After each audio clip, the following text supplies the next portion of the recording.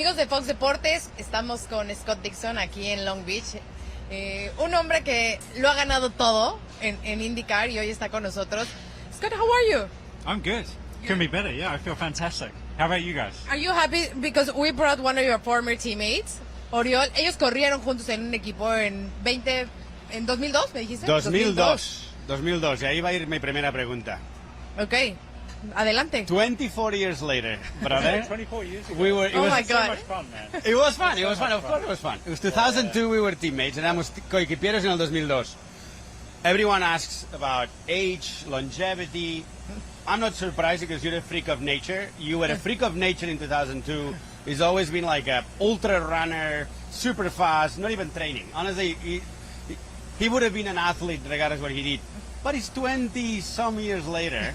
I remember at the end of my career, especially after a street race, like the Monday, I would feel like Soreness the joints. It's like you're not tired, but it's just everything hurts.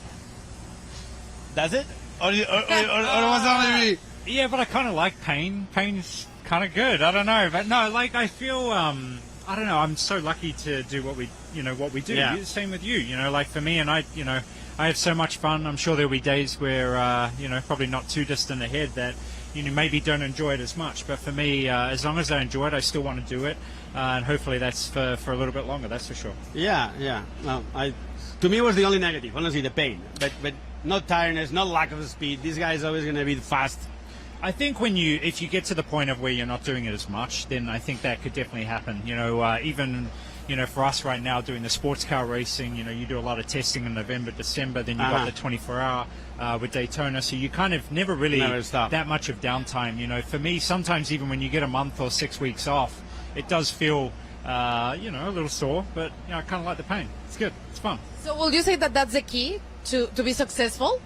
No, I think the key is whether you enjoy it or not. I think as long as you want to keep getting up in the mornings and training as hard as possible, really deep diving and trying to understand, especially now with IndyCar racing, you're talking fractions of a second, a few hundredths of a second are going to be, what changes your weekend. So, for me, I still find that the most enjoyable part is trying to figure it out, trying to get better, having the likes of, the teammates that we have here with Kiffin and Alex. Alex is obviously on a fantastic roll right now, and seeing it is impressive, so trying to replicate that and do that, for me, is still kind of a fun part of it. What is the crack in the shield of Alex? It's tough, man. Like I think when you look at Alex, some people have speed, some have the ability to really understand the degradation, to understand where the car needs to be and things like that. With him, I think the current car definitely suits his driving style. He's very smooth. It almost looks digital. It's kind of crazy, but he's extremely adaptable too. He's the full driver. Yeah. There's no real downside to Alex, and I think that's what's impressive to watch. And for me, you learn off every teammate. We learn off each other. I'm sure you still remember what you learned from me. Of course. But even with Kiffin, who's new to the sport, he may do one or two corners that are slightly different, and you're really intrigued by it. So I'm not sure. We haven't really found too many cracks for Alex right now. You'll find it. I know you will. I don't know. We're trying, man. We're trying. Talking about this weekend, we know that it's a track that is pretty challenging for you guys. So what's the key to do a good lap here and to get the victory? I think putting it together, and back to kind of the Alex situation, there's never like an outstanding portion of a lap. For him, it's just every detail is there, just about every lap. And I think the consistency that he has, but I think that's what goes to this track. It's pretty technical. You got big braking zones. It's very easy to overstep that mark. You really got to carry the slow speed corners with as much roll as possible, especially even corners like the Fountain, 1 mile an hour, 2 mile an hour, when you're doing 30 or 40 makes a very big difference. It's not, the big high speed corners. It's really the details on the slow speed stuff and the braking applications and things like that. But putting that together, I think this year could be interesting with the tire and how we've seen it work at Arlington and St. Pete. I think it really brings the two-stopper back into play, which we haven't seen for a little while.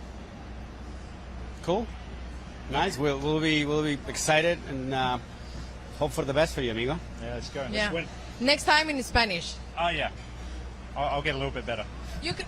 You can ask Alex to teach you a little bit of Spanish. Yeah, but he'll teach me all the bad stuff, probably. It's okay. We can handle it. Yeah, I don't know. Well, Scott, thank you very much and good luck this weekend. Mucha suerte. Thank you. Muchas gracias. Gas. Yeah, perfect. Thank you. I like that. Thank you very much. Thanks, guys. Para ver más, suscríbete al canal de Fox Deportes en YouTube.